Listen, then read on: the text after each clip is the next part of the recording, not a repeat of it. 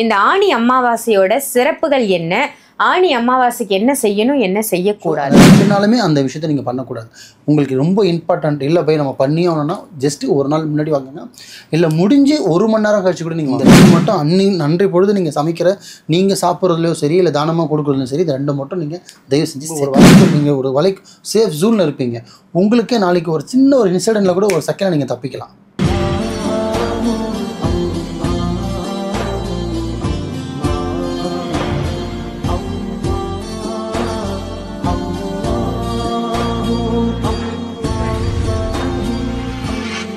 மர்ஜன் மனையர்கள் அனைவருக்கும் அன்பான வணக்கங்கள். புழல் காவாங்கரை MM டவர்ஸ்ல இருக்கக்கூடிய மாலி குருஜி அவர்களை தான் சந்திக்க வந்திருக்கோம். வணக்கம் குருஜி. வணக்கம் குருஜி. இன்னைக்கான டாபிக் என்னன்னா, அமாவாசையை பத்தி நீங்க ஒவ்வொரு மாசமும் தொடர்ந்து பதிவுகள் கொடுத்துட்டு வரீங்க. இப்ப வரக்கூடியது ஆணி அமாவாசை. இந்த ஆணி அமாவாசையோட சிறப்புகள் என்ன? ஆணி அமாவாசைக்கு என்ன செய்யணும், என்ன செய்யக்கூடாது? ஆக்சுவலி அமாவாசைன்றது அமாவாசை பௌர்ணமி ரொம்ப சிறந்த நாள். அதில் என்னெல்லாம் பண்ணணும், என்னெல்லாம் பண்ணக்கூடாது. முக்கியமாக பார்த்திங்கன்னா, நல்ல விஷயத்துக்கு துணி வாங்குறது, நகைகள் வாங்குறது, என்னென்ன விஷயம் பார்த்திங்கன்னா கிரகப்பிரவேசம், இந்த மஞ்சள் நீட்டு விழா, ஸோ இந்த மாதிரி கல்யாண வீட்டுக்காக, ஸோ இந்த மாதிரி ஒரு நல்ல விஷயத்துக்காக துணியோ நகையோ அமாவாசை அன்றைக்கி எடுக்கவே கூடாது. அமாவாசை முடிஞ்சு ஆரம்பித்ததுலேருந்து முடிச்சது மறுநாள் சில பேர் பார்த்திங்கன்னா காலைல ஆரம்பித்து சில டைமில் நைட்டே முடிஞ்சிடும். சில டைம் பார்த்திங்கன்னா 2 நாள் ட்ராவல் ஆகிற மாதிரி இருக்கும். ஸோ அந்த 2 நாளுமே அந்த விஷயத்தை நீங்கள் பண்ணக்கூடாது. உங்களுக்கு ரொம்ப இம்பார்ட்டன்ட் இல்லை போய் நம்ம பண்ணி ஆகணும்னா ஜஸ்ட்டு ஒரு நாள் முன்னாடி வாங்குங்க. இல்லை முடிஞ்சு 1 மணி நேரம் கழிச்சு கூட நீங்கள் வாங்கலாம். இப்போ அமாவாசை 5:30 முடியும்னு வச்சுக்கலாம். 5:00 அமாவாசை முடிச்சுன்னா நீங்கள் 6:30 மணிக்கு கூட போய் செஞ்சுருங்க. அன்றைக்கே இப்போ 1 மணிக்கு முடியுது போய் நீங்கள் நைட்டு காலைல மறுநாள் 1:30 மணிக்கு ஆரம்பிச்சிது, மறுநாள் 1:30 மணிக்கு முடியுதுன்னா நீங்கள் 2:30 மணிக்கு போங்க வாங்குங்க. நாள் ஒன்று தான், டைமிங் தான் எனக்கு முக்கியம்.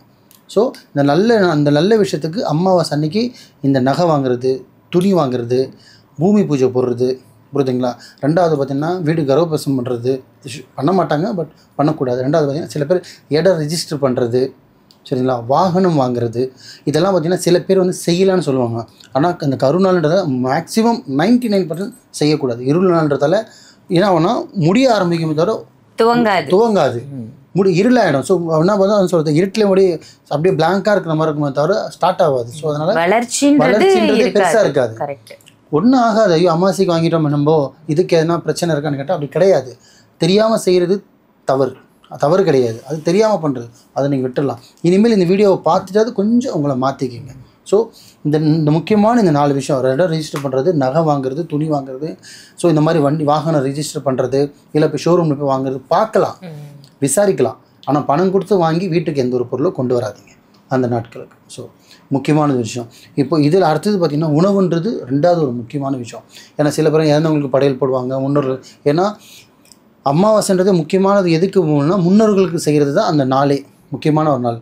ஸோ முன்னோர்கள் வீட்டில் படம் வச்சுருந்தீங்கன்னா அந்த படத்துக்கு நீங்கள் சமைச்சு போடலாம். அந்த சமைச்சு போடுறதுல முக்கியமான விஷயம் ஒரு நாள் இருக்குது.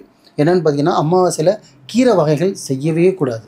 ஃபஸ்ட்டு ஒன்று, அது எந்த கீரை இருக்கட்டும், இல்லைங்க எங்கள் தாத்தா இது தான் சாப்பிடுவார்னா கூட பரவாயில்ல, அன்றைக்கி அதை செய்யாதீங்க. கீரை வகைகள் செய்யாதீங்க. 2வது கிழங்கு வகைகள் செய்யாதீங்க, ஓகேங்களா? அது தவிர்த்து நீங்கள் பாவக்காய் கசுப்பு செய்யலாமன்னா செய்யலாம். அமாவாசைக்கு சாப்பாடு தானம் கொடுக்கலாமான்னா கொடுக்கலாம். காக்காவுக்கு சாப்பாடு வைக்கலாமான்னா வைக்கலாம். இல்லை 4 பேர் உங்கள் முன்னோர்கள் பேரை சொல்லி 4 பேர் கொடுக்கலான்னா கொடுக்கலாம். ஸோ இதெல்லாம் கொடுக்கலாம். செய்யாத உணவு பார்த்திங்கன்னா இந்த 2 பொருள் தான். ஒன்று கீரை வகைகள், 2வது கிழங்கு வகைகள்.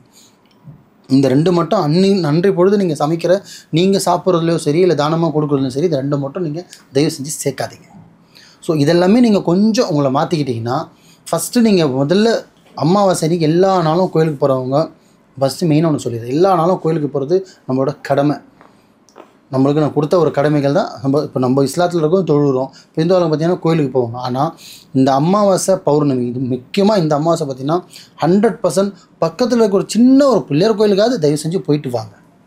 அது ஆணாக இருக்கட்டும், பெண்ணாக இருக்கட்டும், கொஞ்சம் முதிராக இருக்கட்டும், முடியாத பட்சத்தில் கூட அட்லீஸ்ட் படுக்கையாக இருந்தாங்கன்னா கூட வீட்டில் நீங்கள் கோவிலுக்கு போயிட்டு திருநூறோ அங்கே பண்ணுற என்ன பொருள் இருக்கோ அதை எடுத்துகிட்டு அவங்க திருநூறு தழுவுறதோ சந்தனம் தழுவுறதோ ஏதோ ஒன்று அவங்களுக்கு செய்யுங்க. ஏன்னா அவங்கள சுற்றி கொஞ்சம் படுக்கையிலே இருந்தாங்கன்னா கூட ஒரு பாசிட்டிவ் வைப் அவங்களுக்கு வரும்.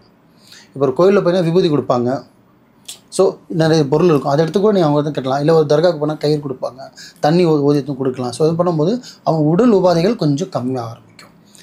நடக்க முடியாத ஒரு சூழ்நிலை இருந்தாங்கன்னா, இல்லை கொஞ்சம் நடக்க முடியும்னா ரொம்ப தூரம் ட்ராவல் பண்ணி போக முடியலனா கூட சரி, அமாவாசைன்ற ஞாபகம் வச்சுங்கம்மா. ஒரே வார்த்தையாக முடிக்கிறேன். அமாவாசை கோயிலுக்கு போயே ஆகணும். கோயிலுக்கு போயே ஆகணும். அது பக்கத்தில் போகிறீங்களோ, தூரமாக போகிறீங்களோ, ட்ராவல் பண்ணி போகிறீங்களோ, இது ரொம்ப இம்பார்ட்டண்ட்டு. அதில் சில மலை கோயில்கள், ரொம்ப ரொம்ப பழைய காலத்து கோயில், 300 வருஷம் 400 வருஷம் இருந்த கோயிலுக்கு போகலாம். இந்த மாதிரி அப்புறம் நான் சொல்ல சித்தர் வழிபாடு பண்ணலாம், ஜீவ சமாதி வழிபாடு பண்ணலாம். இதெல்லாமே வந்து நீங்கள் பண்ண உங்களுக்குள்ளே நீங்கள் செய்ய உங்களுக்குள்ளே என்ன ஆகுனா, உங்களை சுற்றி பார்த்தீங்கன்னா ஒரு பாசிட்டிவ் வைப்பு நீங்களே வந்து ஏற்படுத்துவீங்க. உங்கள் ஒரு வலைக்குள் நீங்கள் ஒரு சேஃப் ஜோனில் இருப்பீங்க. உங்களுக்கே நாளைக்கு ஒரு சின்ன ஒரு இன்சிடெண்ட்டில் கூட ஒரு செகண்டில் நீங்கள் தப்பிக்கலாம். ஒரு சின்ன இன்சிடெண்ட்டில் நீங்கள் தப்பிச்சிடலாம். ஏன்னா நீங்கள் பண்ண அந்த நீங்கள் இத்தனை கோவிலுக்கு இத்தனை சித்தர் வழிபாடில் உங்களுக்கு ஒரு தெய்வமாக தான் அந்த நேரத்தில் கை கொடுத்து தூக்கி விட்டுரும். ஸோ அதனால் எதுக்காக அமாவாசை இதெல்லாம் போகணும்? இந்த சித்தருங்களுக்கு, ஆசானங்களுக்கு, மகானுங்களுக்கு, உயிராக மனுஷனாக இருந்து மனுஷனாக வளர்ந்து பிறந்து இருந்து 4 பேருக்கு நல்லது பண்ணவங்களுக்கு இந்த அமாவாசை நம்ம வழிபட்டோம் அப்படின்னா அது உக்கிரமாக வர நேரத்தில் நம்மளுக்கு 100% நம்மளோட விஷயம் சக்ஸஸ் ஆகும்.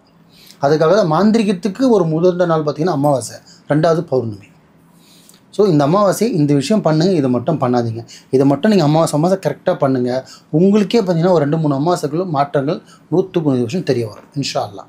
சிறப்பு. ரொம்ப ரொம்ப சிறப்பான தகவலாக கொடுத்தீங்க குருஜி. அமாவாசையோட சிறப்புகள் என்ன உணவு சமைக்கலாம், என்ன செய்யக்கூடாது அப்படின்னு ரொம்ப தெளிவான பதிவாக இருந்தது. நன்றிம்மா.